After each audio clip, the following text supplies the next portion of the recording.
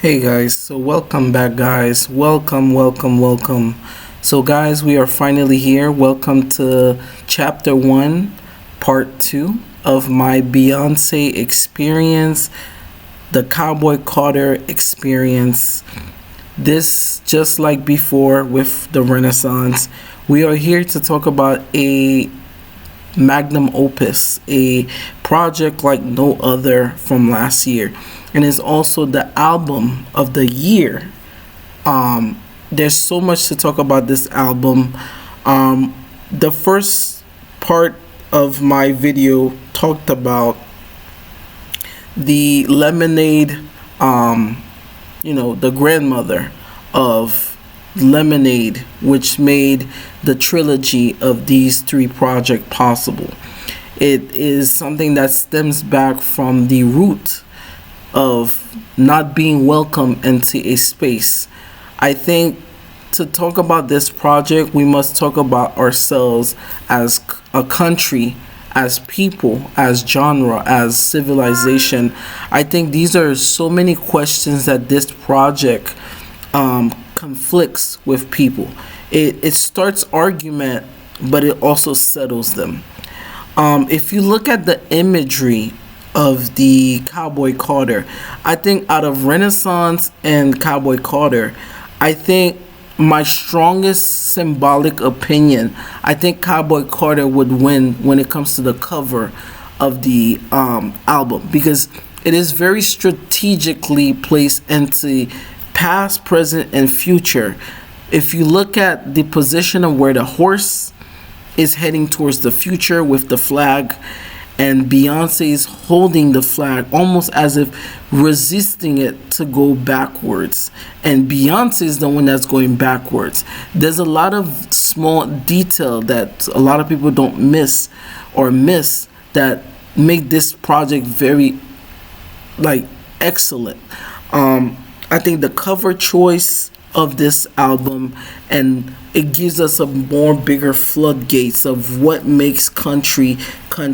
So for this episode, we're going to delve into what makes Cowboy Carter exceptional to country, but it seems such of a foreigner to the genre. Now, earlier last year, when Beyonce was basically leaking out what her next part was going to be, this is a closeout to Renaissance and a new chapter. Just from one pick, Beyonce threw us all off with the little saddle indicating the upcoming information of what to come. Beyonce even did a whole Verizon commercial, and then throughout there she literally broke the internet.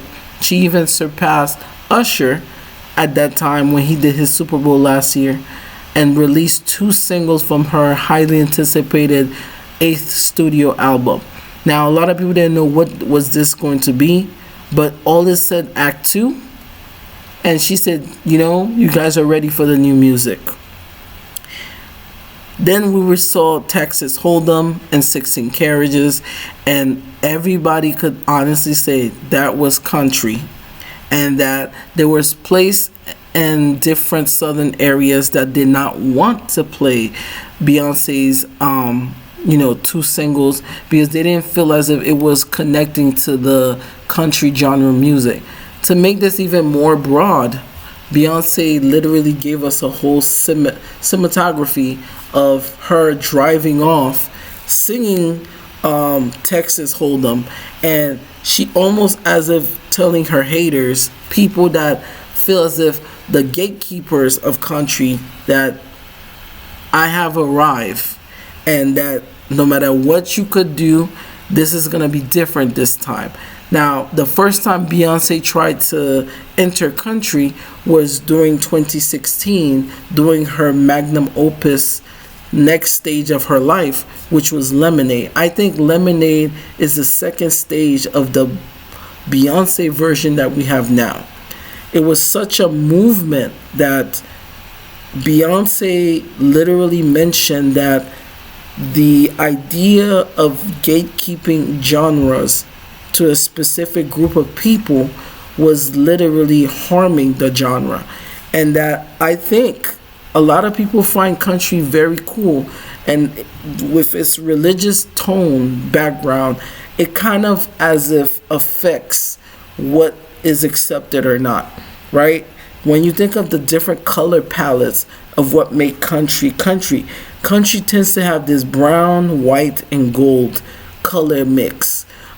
Even red, if you think about it. Because if you look at the Beyonce bowl, Beyonce was wearing all the different insignia colors that makes country. But at the same time, it has a twist of rock and parts of Renaissance. When Beyonce announced at the end of the year, and a lot of people were speculating the Beyonce bowl, Beyonce made her album, just the album Cowboy Carter, a soul performance for the ages. And still now, people are still trying to reminisce at the end of the year of 2024 how Beyonce kicked off her highly anticipated Cowboy Carter. Now, not only Cowboy Carter has not only reached superstardom, but Beyonce became the first black woman to win the Cowboy Carter prestigious award, which her long-awaited album of the year. She won that, and I can't wait to cover that part. But to give you guys more understanding of where this is coming from, the history of country is not something that is easily covered, and I feel as if Beyonce opened people's eyes to this genre, almost as if she shined a light upon this genre. And now she's able to create this tunnel where, if you think of it, she's becoming the Harriet Tubman of music, because she's creating this tunnel that each genre that she creates, she's able to let more people come in to explore. Because as black people, we find ourselves in a difficult position when we can't even gatekeep our own genre, but other people can. And I think this was a question that Cowboy Carter, posed a question of. Should country be country because of the color of the people that's gatekeeping it? Or is it genre bending to let anybody in and explore the cinematography of what country could be if we allowed more people in? There's one track that stuck with me, which is the first track of Cowboy Carter, which is American Requiem, and that pays a patriotic tone, because having these things and understanding what makes country a force, but if a force doesn't have the group of people, then it's bound to fail. And I think those are questions that this album literally poses. Like it shifts things to a position where even some of the Grammy voters that made this album of the year pose questions as if you give it to any other artist that were in the category, you will find it that every other artist was doing the same thing that they did in previous years. Cowboy Carter charged with a revenge, but yet a lesson in history that, are we going to continue to gatekeep genres? Or are we going to find ways to blend what makes a genre? And going back to the hauntingness of Amen and Cowboy Carter's American Requiem, it almost signifying the whole 360 of this project. And that it posed question of, once this project is within its decade or so in the future, will we still continue to talk about it, or will it continue to withhold the same mistakes of the past? Because of this album, we able to see the history of it, as well as Linda Martell being one of the first black pioneers to win at the Grand Ole Opry. And that because of Beyonce winning, she's now able to be a Grammy winner. So there's a lot of forgiveness that this project has bring. And she basically tells us, like, we need to let love in instead of letting hate in. And that's the only way we could heal past this dark cloud that is called country. So let me know what you guys think. Like and subscribe, and I'll see you guys in the next video for part 3.